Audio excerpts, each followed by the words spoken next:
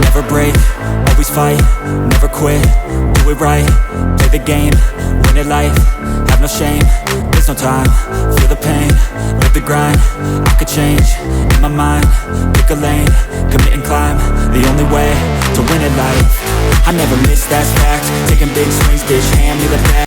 If you are trying to form that, maybe because you came here to do masters or you came here to do PhD,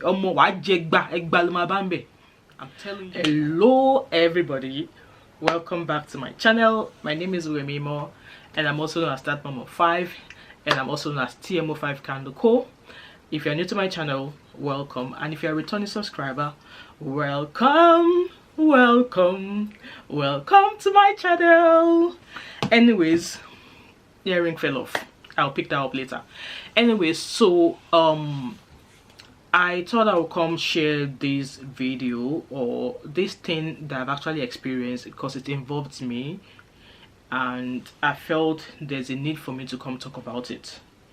So this is mostly for our international students and specifically Nigerian students who are coming into the UK. Yes, people might say, why is it Nigeria? Yes, because the people that actually got me to sitting down to do this video, they are Nigerians. In fact, they are Yorubas as well. So I know there's a lot of people coming into the UK to study and some to work. Congratulations if you've already gotten your visa, you're already on your way. And I've always mentioned from my previous videos, which I'm going to be leaving in my link, as to the need or the importance for you or the importance of you sourcing for your accommodation the instant or the moment you start thinking or you start planning to leave Nigeria. So some people who are already in the UK right now, I believe they've probably been thinking about traveling since maybe early last year. So you had enough time to put in your planning. And I've always said is that if you started thinking of wanting to leave Nigeria, you should also start thinking about your accommodation. Do not for any reason leave sourcing for accommodation till when you're about to come into the UK. So let's say you're coming to the UK in 2 weeks time and that's when you're now sourcing for accommodation. This way you are on your own. You will sleep in hotel for a long time. So I've always said this, either as a student with kids or without children or couples, that as soon as you start planning to make the application for your work to come and work in the UK or to come and study in the UK, start sourcing for accommodation as well. There's a video on my channel. There's Unico, student accommodation provider that I spoke about in my channel. I will leave the link also in my description box, and I'll pop a video where I talk about Unico.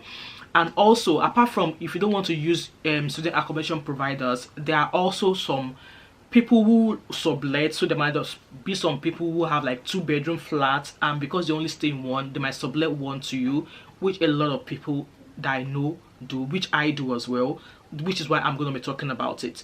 So someone very close to me met these 2 female Nigerian students. They were so desperate for accommodation, and this person was like, oh yeah, I can help you. You know, the way they approached him, he was like, oh yes, I will help you, why not? And then so for this person, he already had someone who was interested in the flat. It's a 2-bedroom flat. He already had somebody who was interested in the flat, but because this person was not serious, and when he met these 2 ladies, he was like, yeah, I'm going to hold the flat for you. So let's say he held the flat for them on the 7th of the month. That was when they met. Were like, oh bros, please hold this flat for us, we'll pay you. Automatically your rent start counting from that day that he is held the flat for you. So on the 7th that he's told him to hold the flat for you, even if you've not paid, that is when your rent starts to count. Yes. So eventually they moved in. Both of them moved in. They started behaving fine, and the owner of the flat would normally go to that flat, and before he goes, he will text them that, oh, so I'm coming to that flat just to check if I've got anything that maybe like letters or something like that. So one of them is quite alright, but the other one was just attitude filled. At some point there were issues about accommodation or about pay or no pay. So I got involved, because this person who owns the flat is very dear to me. So I was like, okay, let me go. Since they are women, let me go there. Let me go and show them. So I got there. Immediately I got there. I was not even I've never met those ladies before anyway. So immediately I got there, I just show my true color that come. For the fact that this person is giving you this, is renting this accommodation to you, is only doing it for you as a favor, so that by the time you finish studying, you'll be able to kind of like apply to social housing where you'll be able to pay, like have your own permanent accommodation. So you renting from this flat, it's just like a short let for you. It's kind of like, but to be able to plan yourself. Eventually their husbands start join them to start paying, to start living in the flat. So that's like 4 people in 2-bedroom flats, husband and wife, 1 room, husband and 1 room. So the first person left, and when they were leaving, in fact before then there was an issue of why they don't want to pay deposit. Why is it that Nigerians, when you come into the UK and they are telling you about deposit, you guys always frown? And just because you don't pay deposit in Nigeria does not mean that when you go somewhere else you won't be asked to pay deposit. The need for you to pay deposit is because if you damage anything in that flat or that accommodation you're living, before you move out, the owner of the house, in fact before you move in, normally the way Oyinbo people do it, if you want to rent from Oyinbo people, they will come in with you. They will give you the list of all the things in the house, because most of this house they come furnished anyway. They will give you a list of all the things in the house. If your rent is £400, some of them will ask you for 6-month deposit. So times £400 times 6 months, if you can afford it, go and rent from Oyinbo people. So Oyinbo people will collect a month rent from you and 6 month or 3 months deposit. After you've paid that, they will ask you to bring a guarantor, 2 guarantors, and one of the guarantors must be somebody that has residency in this country, and they will even ask for a pay slip as proof as your guarantor. After that, they will now give you a list of all the things in the house. So if they will give you a list of all the things in the house, so if it's time for you to leave, they will come and assess all the things in the house. If anything is damaged, if 1 spoon is missing, if 1 fork is missing, if 1 knife is missing, if you damage the cooker, if you damage anything, they will deduct the costs. It is whatever is left of your deposit that they will return back to you. In most cases, most of our Nigerian people, they don't get their deposit back because our Nigerian people, they are destructive. Yes, some of, not all of Nigeria, but some of the Nigerian people that I've dealt with, they are very, very destructive. Just because their accommodation is not theirs, they will just do it anyhow. So this person that I was talking to you about, so it was time for the first person to leave. They left, and then they sent a video of the part that was good in the room they were staying in. They sent a video, and when this person showed the video to me, I was like, but they did not show the entire video of the room. So the owner of the flat went to check the room and noticed that the bedside drawer has been damaged. Like, it's as if maybe they were sitting on it, or maybe they intentionally damaged it. I don't even know. So they've damaged the cooker as well, and a few other things in the house, they've damaged it. And before this person left, it was like he wants his own he wants his own deposit. That if he does not get his own deposit, he knows where to go for that deposit to come out. And me, I was like, come, let me deal with this person. So I was like, come, you only show the video of the good things, of the good areas in the bedroom, but the bedside mirror, the bedside drawer was brand new. It's broken. You have to pay for it. It was like, I was not the one that damaged it. And I was like, ask your wife. Now, maybe your wife was the one living. Your wife was the one who took the flat out. Was the one who rented the flat. You only came to join her. Ask her what happened to the drawer now. You were both the ones living in the room.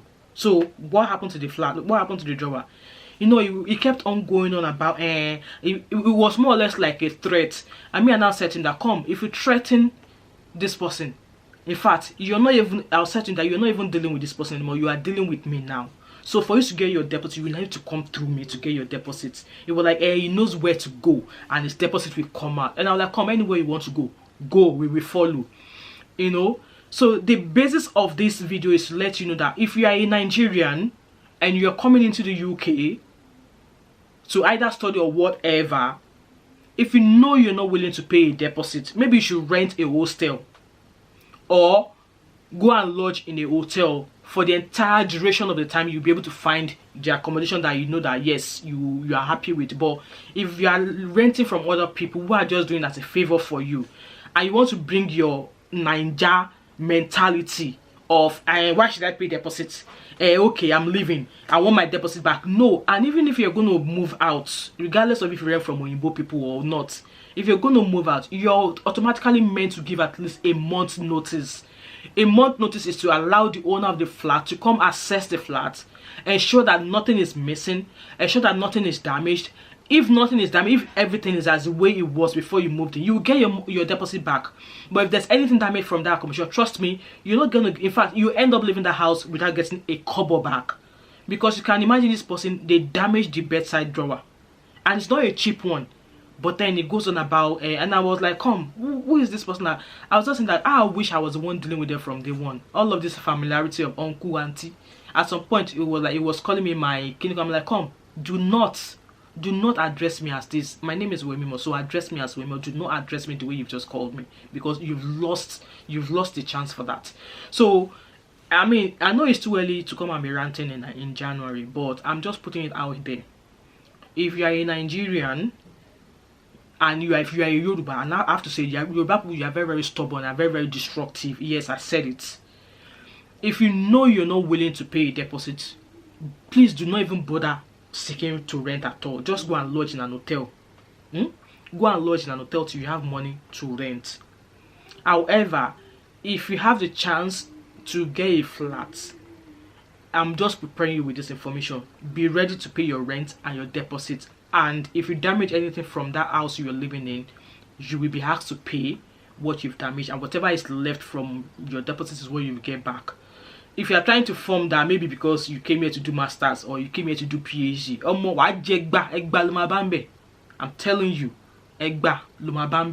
because when you guys are coming, people give you information, but you don't take the chance, you don't take the opportunity to sit down and carry out your own research. And that is why we are doing all of these videos. We're not doing all of these videos of things you should know. We're not doing because we want to show off or want to show that we know too much. No, it's to ensure that your settlement is easy.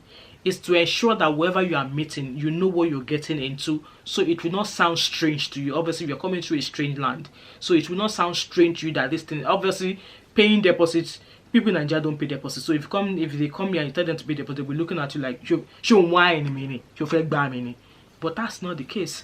Anyway, this is the end of my video. Like I said, if you're looking for accommodation, if you're looking for a student accommodation, I've got UniAcco, a student accommodation provider. I've got the link in the description box, and I'm going to leave a video of where I spoke about them. You can source them out, and I'm also going to leave a link of other means of sourcing for accommodation while you're still in Nigeria.